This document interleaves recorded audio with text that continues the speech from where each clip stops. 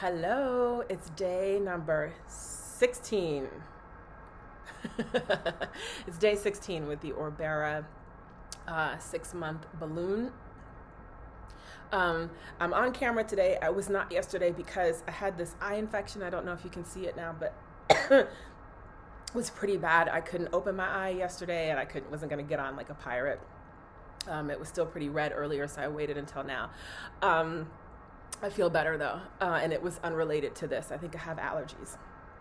I'm a little sweaty now because I just did an exercise class that was offered on the website that comes with the program that I got when I got this Orbera balloon at the place that I got it from, which was New York Bariatric Group. You get access to a website that has a lot of resources online in video form. And they're all pretty much live. Lots of seminars on the different procedures, I guess. I haven't looked into those, but also some group therapy sessions, lots of sort of TED Talky kind of things about how to live with this balloon or how to live with gastric interventions, I guess, how to change and make adjustments in your life, how to adapt to this lifestyle. And fitness classes, like 20-minute and I guess longer fitness classes. So I found this woman who was doing a fitness class today, and I was like, you know what, it's the end of my workday, I'll do it. And my energy level has been going up and down, but I had energy this afternoon, so I was like, let's go. Let's do a workout. I just did it, and it was nice. It was no equipment needed. I did it right here in my living room. I worked up a sweat, heart rate got up, and it was just one of those. It was not a weightlifting class. It wasn't a body resistance class. It really was just to get your heart rate up, but it was good because I had been feeling so lousy the last couple of days. I hadn't moved much. Really, I was in bed most of the time. So it was good to just get some motion in my body and to get the heart rate up. I also hope that incorporating these exercises, as gentle and short as these sessions are, I hope that will help a little bit towards getting me to some weight loss, because unfortunately, the scale has not changed. I'm still going back and forth between the same 1 and 2 pounds. I don't like the number, so I hate being stuck there. They told me to wait and that it'll take the time it takes while the body gets used to it. And certainly the body has been getting used to the different things I've been putting in it. I've been going through it. If you've been watching some of these videos, I have had crazy bloating that was incredibly painful. I couldn't sleep. I've had heartburn, crazy painful. I couldn't sleep. I've had stomach cramping, crazy painful. I couldn't sleep. I've had diarrhea that was so bad I couldn't leave the house. Like, I've gone through it with the different things I've eaten. What I'm learning is just me, not talking about anybody else. I'm learning what my body says it wants and can handle. My body cannot deal with like strong animal products, fish, meat. Yesterday it was scrambled, or was it yesterday? Day before yesterday, it was scrambled eggs. And I thought, oh, I'll be fine. And I felt fine in the beginning, and then I paid for it end of the night. Oof. It was bad. That was too much. It was too much. So I'm going to kind of go back to my roots and kind of do a sort of pretty much vegetarian-ish lifestyle, which is fine for me. I have no trouble with it at all. Today, that's how I ate. And my body feels happy. I did not have to take a gas releasing tablet today. I had no bloat. Well, I had a little bit of bloat. And I'm going to say this. What I'm realizing now is everything I eat, even drink, gives me a little bit of bloat.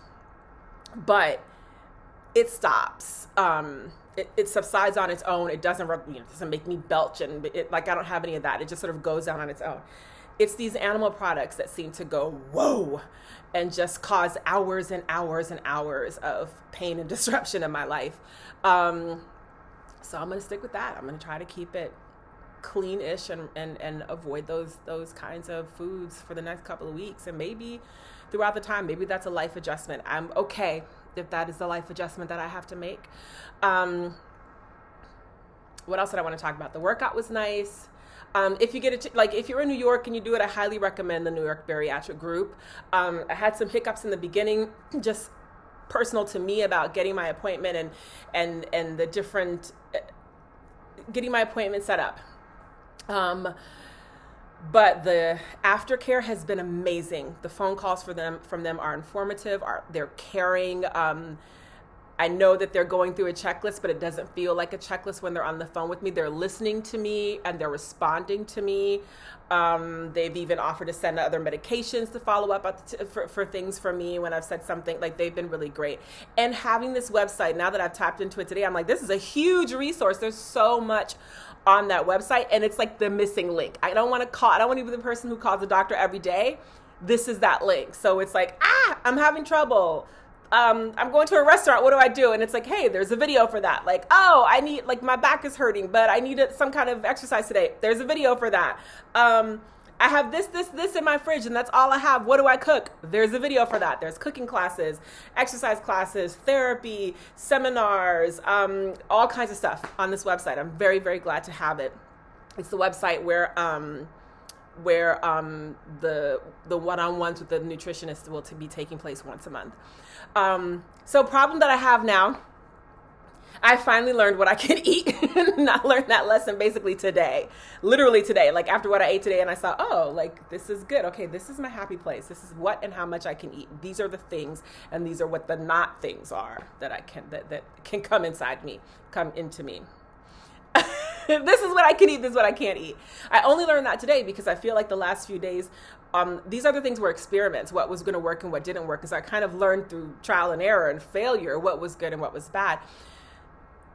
With this new information, I'm now like, great, but I got a challenge. I got invited to a dinner with some colleagues, some coworkers that I kind of need to go with, to dinner with. You know, you got to do that relationship thing and schmooze and, you know, get to know the people on your team. I was excited about it until I saw the restaurant that they picked, which I did not see until I said yes. It's a fondue restaurant. It is a fondue restaurant that only does fondue, cheese and meat. That's it. They don't even have salads. I was thinking, oh, you know, this is New York City. You know, they'll pick some place. I'll have a soup and I'll have, you know, a light drink. It'll be fine. Their menu doesn't even have soup.